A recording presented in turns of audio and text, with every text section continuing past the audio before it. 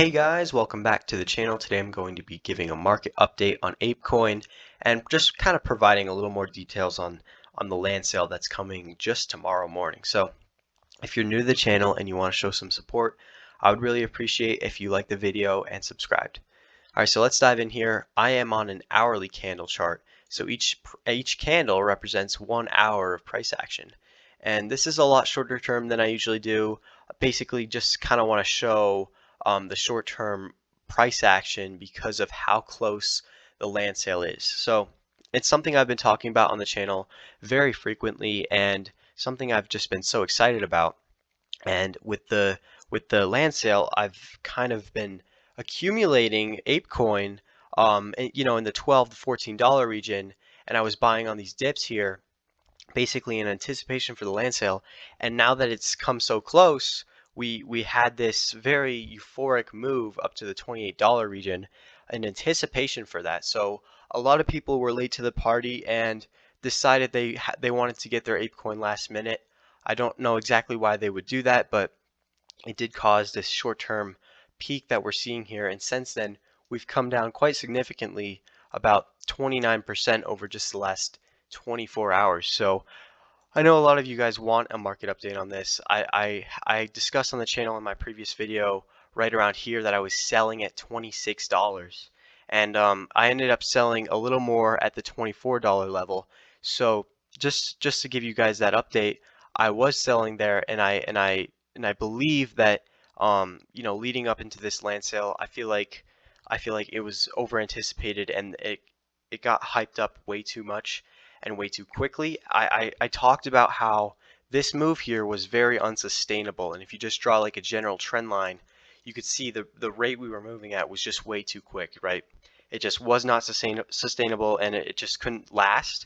So I was nervous because I saw a lot of people euphoric and stating that $35 was coming immediately, or just kind of crazy nonsense on my overall timeline. So I thought that it would be wise to take some profits, especially considering accumulation at the $12 to $14 range.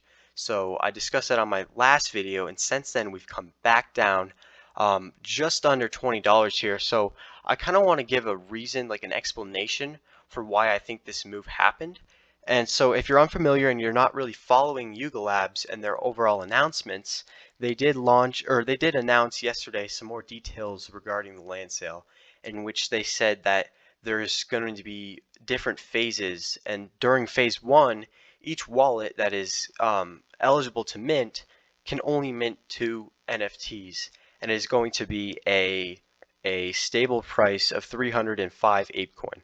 So there's no Dutch auction, and it's going to be a solid price of 305 Apecoin, which is pretty expensive. But I know a lot of people in NFTs are very excited, and they're not really complaining about the price. So I guess we'll have to wait and see. I think it is going to sell out, and it's going to sell out very quickly, probably between the first and second phase. So the second phase, it allows all those whitelisted addresses to mint 4 more additional plots of land. So the first phase you can mint 2, the next phase you can mint 4, and then so on after that you can mint more and more.